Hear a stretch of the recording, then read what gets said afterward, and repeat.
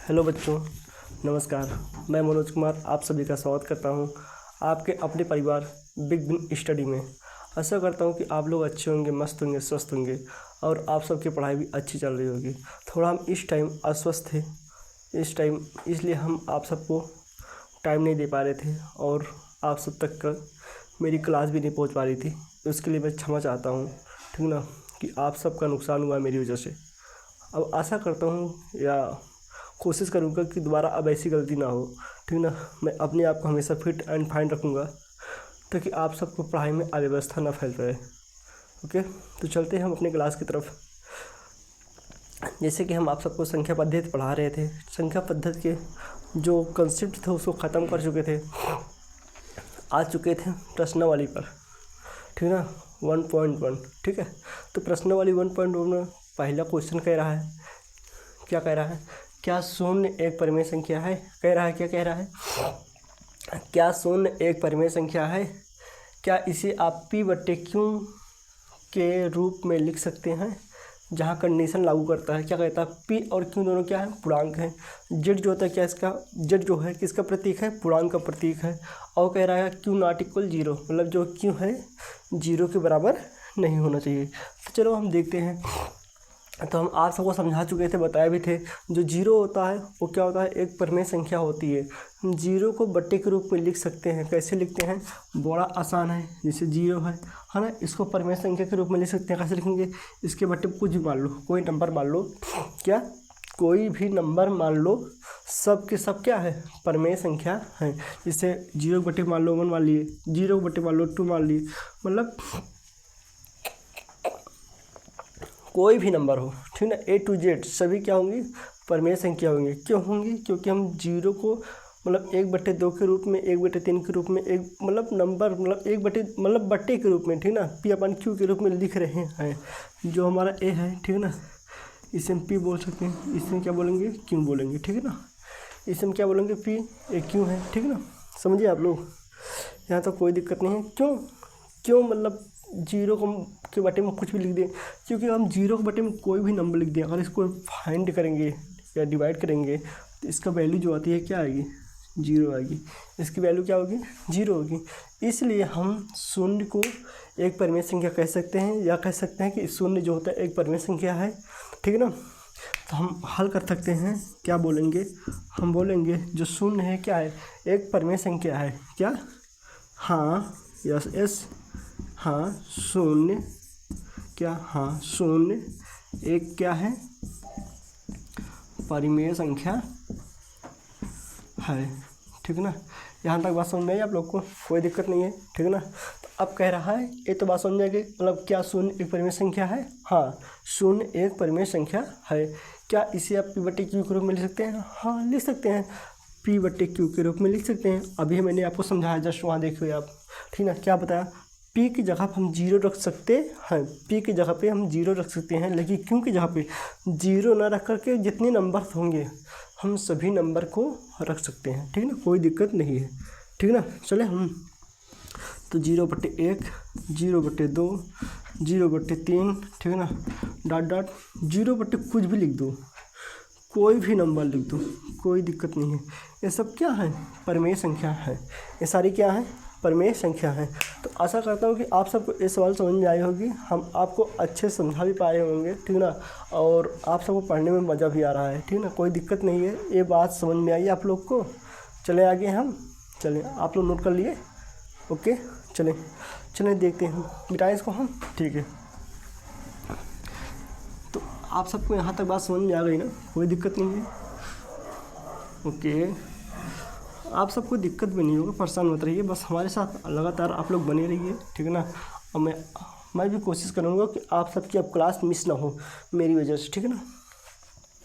Next सवाल है, क्या है, 3 और 4 के बीच में 6 परिमेय संख्या ज्ञात कीजिए। क्या है नेक्स्ट सवाल, क्या है रहा है, 3 और 4 के बीच, क्या, 3 और 4 के बीच 6 परिमेय संख्या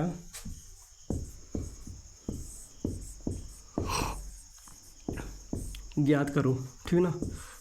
क्या कह रहा है, ज्ञात करो, ठीक है ना। देखो इसको हम दो विधि से ज्ञात करेंगे, कितनी, दो विधि से। आप लोग को दोनों विधि बताएंगे एकदम बेहतरीन तरीके से। पहला विधि है क्या है, माध्य निकाल करके, माध्य से, ठीक ना, ठीक है ना। और दूसरी विधि क्या है, हर को समान करके, क्या, हर को समान करके, ठीक है ना, समझे। तो हम पहले करेंगे हर को समान बना करके, ठीक ना, हर को समान बना करके, ठीक है।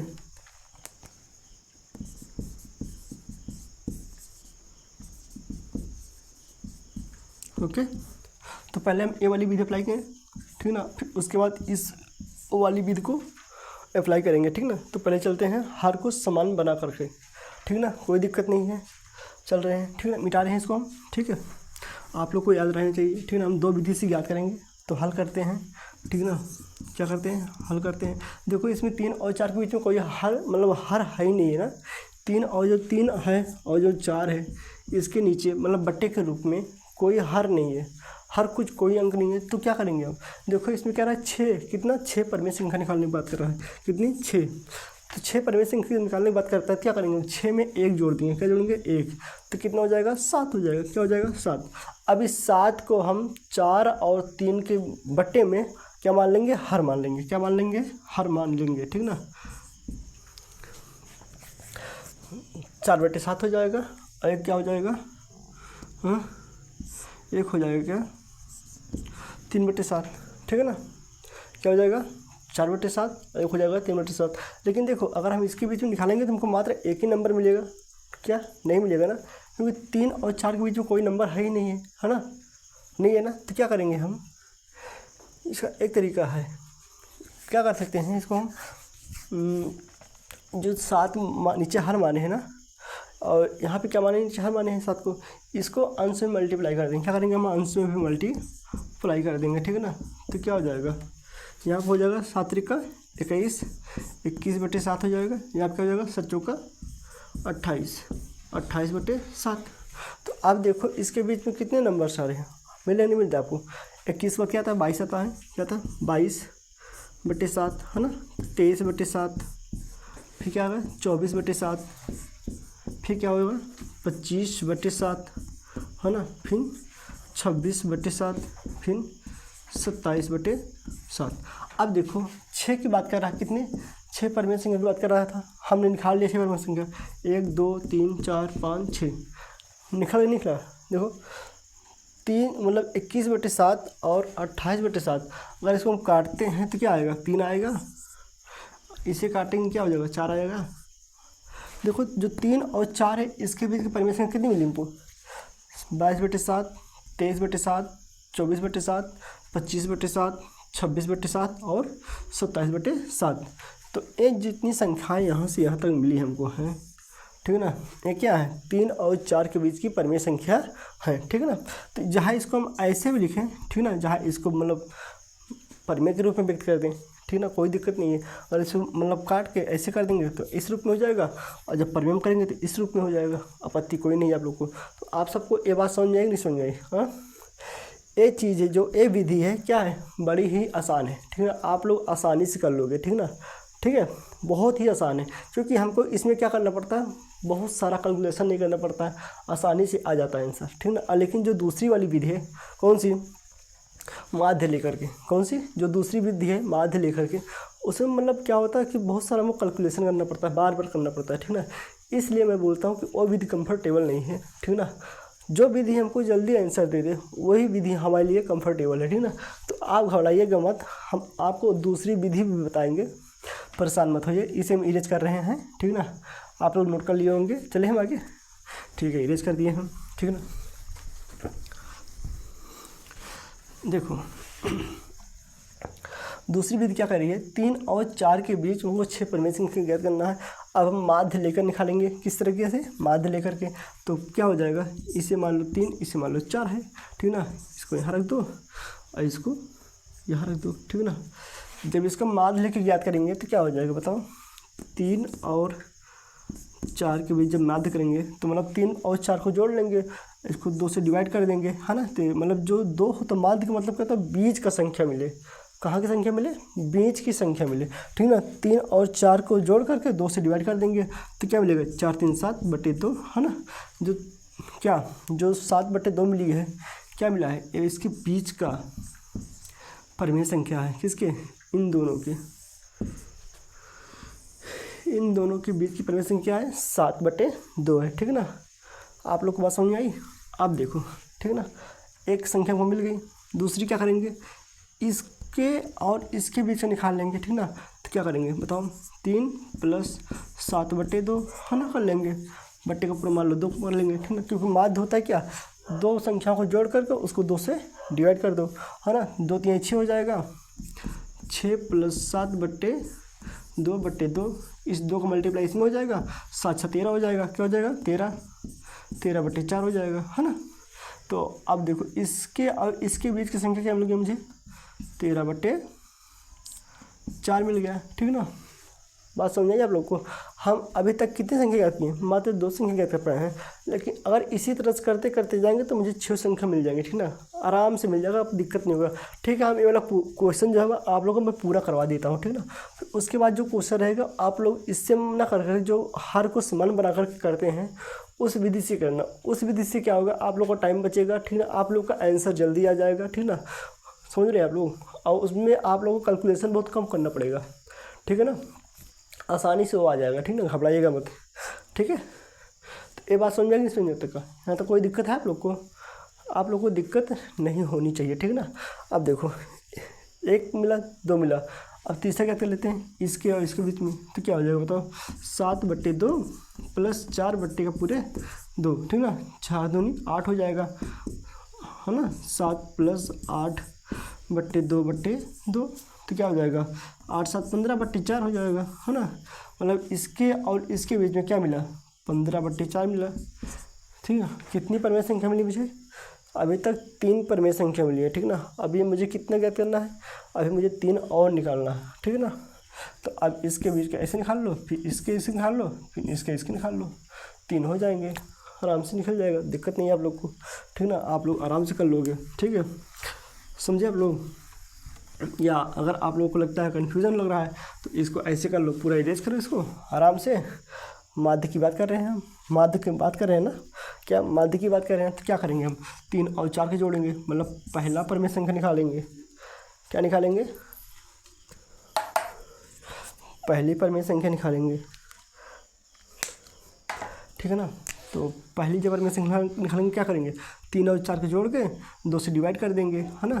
3 + 4 बटे का 2, क्या मिल गया, 7 बटे 2 मिल गया, मतलब मुझे एक परिमेय संख्या मिल गई। दूसरी क्या करेंगे हम, ठीक ना, 3 को जोड़ लेंगे और 3 और 7 बटे 2 ले लेंगे, 3 + 7 बटे 2 पूरे के बटे 2, है ना, क्या ले लेंगे, पूरे के बटे 2, तो क्या हो जाएगा, 2 3 6 हो जाएगा, 7 6 13, मतलब 6 + 7 बटे का 2 बटे का 2, ठीक है ना।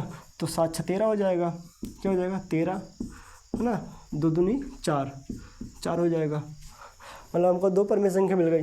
अब तीसरी निकाल लेंगे ऐसे करके, ठीक है ना। तो क्या करेंगे, इतना मिला मुझे, ठीक है ना।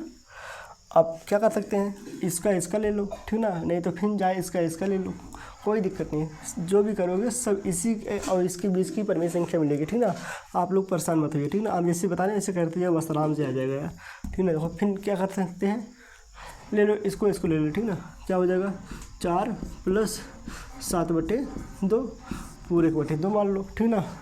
तो क्या हो जाएगा, 4 दूनी 8, 8 + 7 बटे का 4, है ना, 15 बटे 7 हो जाएगा, है ना। आप लोग को 3 परिमेय संख्या मिल गई। अब चौथी निकाल लेते हैं ऐसे हम, ठीक है। चौथी में क्या कर लें हम लोग, इसका ले लो, ठीक ना, 7 बटे 2 + 13 बटे 4 पूरे के बटे 2, है ना। तो 7 दूनी 14 बटे 13 पूरे के बटे 8, 14 13 कितना होता है, 27 होता है, क्या होता है, 27 होता है, 27 बटे का 8। हमको 4 परिमेय संख्या मिल गई। अब पाँचवीं निकाल लेते हैं इसे करके, ठीक ना। पाँचवीं में क्या करेंगे हम? बड़ा आसान है, इसको जोड़ लेंगे या कुछ भी कर लो, कोई दिक्कत नहीं है यार, ठीक ना। इसको ले लो, ठीक ना, कोई दिक्कत नहीं, आराम से आ जाएगा, ठीक ना। तो 4 प्लस, ठीक है ना, 13/4, 13/4 पूरे 2 कर लो, 4 चौका 16 हो जाएगा, है ना। 16 प्लस 13/4 दूनी के 8 हो जाएगा, 8। तो जोड़ लो, कितना हो जाएगा? 29/8। हमको पाँचवीं परिमेय संख्या मिल गई। छठवीं परिमेय संख्या क्या होगी? आराम से निकाल लेंगे इसे, ठीक ना। तो क्या हो जाएगा बताओ छठवीं परिमेय संख्या? छठवीं परिमेय संख्या आप लोग निकाल के मुझे कमेंट में बताना, ठीक ना, कि छठवीं परिमेय संख्या आप लोग कैसे निकालेंगे। आसान है यार, इसका ले लो या इसका ले लो, हो गया। तो आप लोग को देखो, मैंने क्या किया, 5 परिमेय संख्या निकाल दिया है, ठीक ना। आप लोग छठवां जो है वो परिमेय संख्या आप लोग निकाल के मुझे कमेंट में बताइएगा कि छठवां परिमेय संख्या क्या होगा, ठीक ना। तो हम इसको इरेज करते हैं, अगले सवाल पे चलते हैं, ठीक है, ओके, ठीक है। देखो तीसरी सवाल कह रही है, क्या कह रही है? 3/5 और 4/5, 4/5 के बीच, ठीक ना, 5 परिमेय संख्या ज्ञात कीजिए। 5 परिमेय संख्या ज्ञात करो, ठीक ना, ज्ञात करो, ओके। तो देखो अभी हम आप लोग को माध्य के सहायता से बताए थे, लेकिन बहुत क्रिटिकल था, बहुत कठिन लग रहा था। कठिन मतलब क्या होता है, उसमें कैलकुलेशन क्या होता है, हैवी हो जाता है, ठीक ना। तो इसलिए वो परफेक्ट नहीं है। आप लोग कुछ भी मत करना, आराम से एक काम करना, क्या करना, हर को समान बना लेना, ठीक है। उसके बाद आराम से उसके बीच की जो संख्या है उसे आराम से निकाल लोगे आप, घबराइएगा मत, ठीक ना। तो चल रहे हैं, हल करते हैं, ठीक है ना। क्या कह रहा है? 3/5 और 4/5 के बीच 5 परिमेय संख्या ज्ञात कीजिए, ठीक ना। तो 3/5 और 4/5। अब देखो इसमें हर मतलब तो बराबर है, ये भी 5 है, वो भी 5 है। तो क्या करेंगे, हमको कितनी परिमेय संख्या निकालना है? 5 निकालना है ना। कितनी निकालना है? 5। तो 5 में 1 जोड़ दो, हो जाए कितना? 6। अब इस 6 को हर और अंश में क्या करेंगे हम? मल्टीप्लाई कर देंगे। क्या कर देंगे हम? मल्टीप्लाई कर देंगे, ठीक ना। तो कर देते हैं 6/6, ठीक ना, 6/6, ठीक है, दिक्कत नहीं है। 6 × 18, 6×5 30, 18/30 हो गया, ठीक है ना। यहाँ पे क्या होगा? 6 चौको 24/6×5 30, 24, है ना, 24/30 हो गया। बात समझ में आ रही नहीं समझ में आ रही है आप लोग को? अब देखो 18 से 24 के बीच में जितनी संख्याएं हैं उनको लिख दो, और वही हमारी क्या हो जाएंगी, मतलब 3/5 और 4/20 की क्या हो जाएंगी? परिमेय संख्या हो जाएंगी, ठीक है ना। तो क्या हो जाएंगी?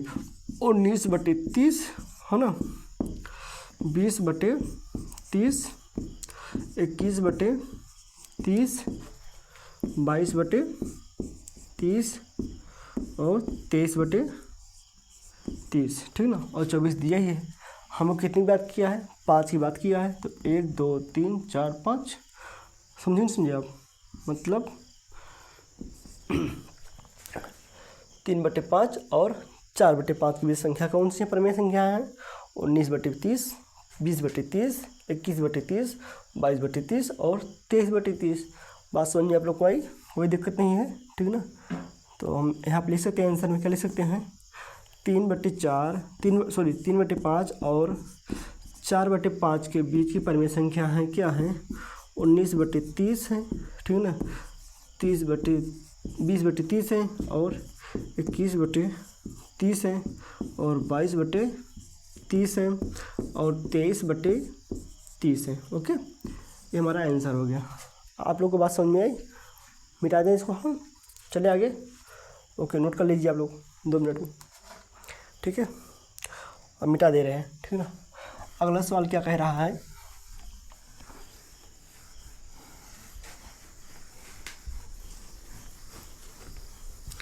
आप लोग को समझ में आ रहा नहीं आ रहा है? समझ में आएगा यार, परेशान मत होइए आप लोग, ठीक है ना। क्या कह रहा है सवाल? कह रहा है नीचे दिए गए कथन सत्य है या असत्य, कारण के साथ अपने उत्तर दीजिए। ठीक ना। तो पहला क्वेश्चन का कह रहा है, पहला में कह रहा है कि प्रत्येक प्राकृतिक संख्या एक पूर्ण संख्या होती है। क्या कह रहा है? प्रत्येक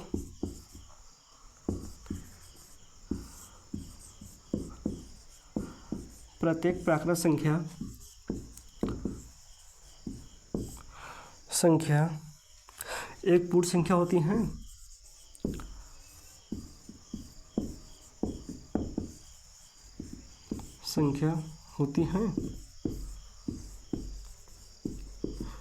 तो देखो इसमें क्या कह रहा है, उत्तर दीजिए लेकिन कारण साध दीजिए, मतलब कारण भी बता दीजिए, मतलब कि हाँ क्यों है। ठीक ना।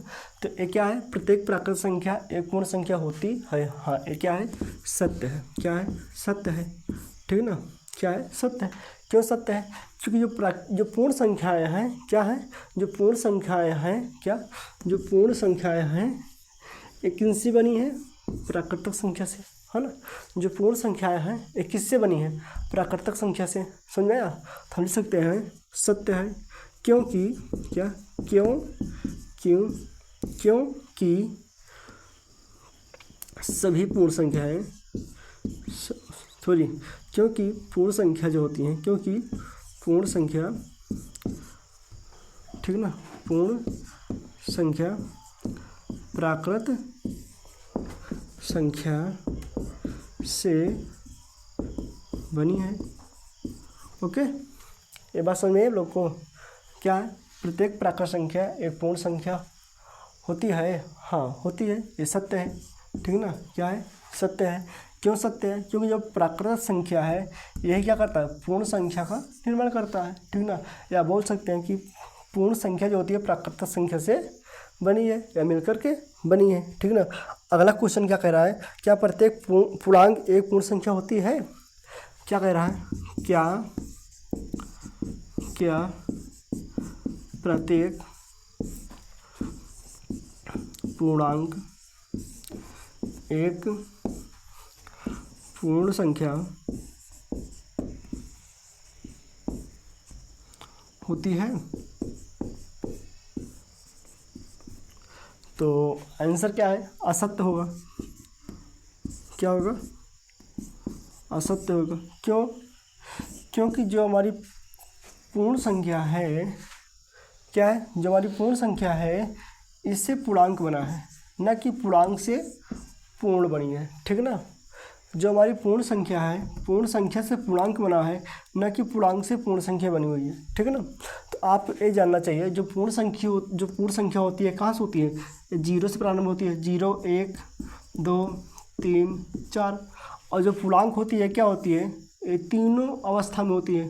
ठीक ना। क्या होती है, ये माइनस में भी होती है ना, किसमें होती है, माइनस में भी होती है, प्लस भी होती है, शून्य होती है। ठीक ना। इसलिए हम बोल सकते हैं, क्या बोल सकते हैं कि ये जो पूर्णांक संख्या होती है, मतलब प्रत्येक पूर्णांक संख्या, क्या, प्रत्येक पूर्णांक संख्या पूर्ण संख्या नहीं होती है। ठीक ना। या पूर्णांक संख्या जो होती है, क्या कह रहा है, क्या प्रत्येक पूर्णांक एक पूर्ण संख्या होती है? तो मतलब कह रहा है क्या, जो प्रत्येक पूर्णांक होता है वो पूर्ण संख्या नहीं होती है। अगर कुछ की बात करता है, किसकी, अगर कुछ की बात करता है, क्या कुछ पूर्णांक पूर्ण संख्या होती है?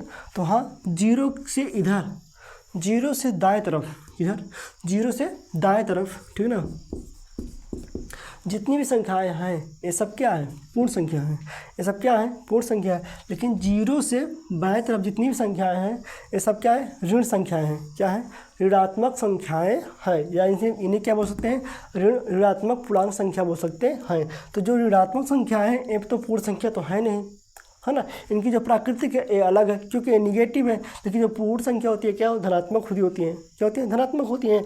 और शून्य को ऐसी संख्या होती है जो जीरो होती है, ना तो धनात्मक में होती है ना ऋणात्मक में होती है। ठीक ना। तो हम इसलिए कहते हैं, या इसलिए मतलब ये असत्य है। क्यों असत्य है? क्योंकि जो पूर्णांक है, क्या, सभी पूर्णांक पूर्ण संख्याएं नहीं होती हैं। ठीक ना।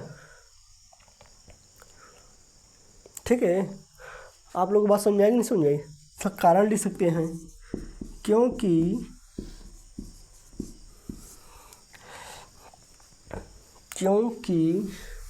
क्या, क्योंकि पूर्ण संख्या,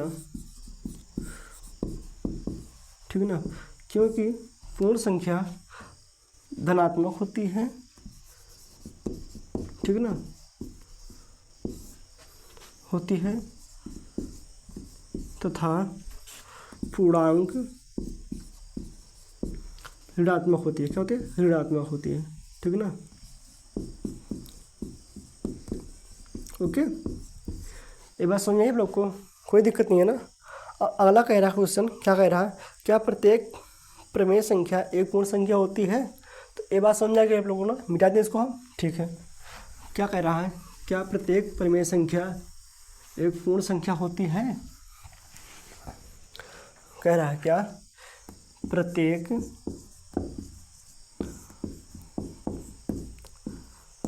परिमेय संख्या, प्रत्येक परिमेय संख्या एक पूर्ण संख्या होती है, एक पूर्ण संख्या होती है। क्या कह रहा है, क्या प्रत्येक परिमेय संख्या एक पूर्ण संख्या होती है? तो ये क्या है, असत्य भी है, ठीक ना, क्योंकि आप सबको पता होना चाहिए जो पूर्ण संख्या है, क्या जो पूर्ण संख्या है ए बट्टे के रूप में नहीं होता, मतलब ये पी बट्टे क्यू के रूप में नहीं होता, लेकिन जो परिमेय संख्या है क्या है, बट्टे के रूप में होता है या पी बट्टे क्यू के रूप में होता है, ठीक ना। इसलिए ये भी क्या है, असत्य है। पूर्ण संख्या क्या होता है, बट्टे के रूप में नहीं होता है, लेकिन जो परिमेय संख्या होती है क्या होती है, बट्टे के रूप में होती है। तो आप लोग की बात समझ में नहीं समझ आई? क्या प्रत्येक परिमेय संख्या एक पूर्ण संख्या होती है? तो नहीं होती है। क्यों नहीं होती है? क्योंकि जो परिमेय संख्या होती है बट्टे के रूप में होती है, मतलब पी बट्टे क्यू के रूप में होती है, लेकिन जो पूर्ण संख्या होती है पी बट्टे क्यू के रूप में नहीं होती है। तो आप सबको ये बात समझ आई नहीं समझ आई? तो आप सब इसका कारण जो है आप लोग लिख करके कमेंट बॉक्स में सेंड करिएगा, और हम बता दे रहे हैं, ये इतना बता दे रहे हैं कि ये क्या है, असत्य है, ठीक है ना। ये क्या है, असत्य है, ठीक है। क्यों असत्य है? क्योंकि जो परिमेय संख्या होती है क्या होती है, बट्टे के रूप में होती है या पी बट्टे क्यू के रूप में होती है, ठीक ना। लेकिन जो पूर्ण संख्या होती है क्या होती है, बट्टे के रूप में नहीं होती है, मतलब ए पी बट्टे क्यू के रूप में नहीं होती है। ओके, तो आशा करता हूँ कि आप सबको यहाँ तक का समझ में आया होगा। आपका प्रश्नावली 1.1 आप ख़त्म हो गया है। हम अगले दिन या मतलब कल आपको 1.2 पढ़ाएंगे, ठीक ना। ओके, धन्यवाद, बाय।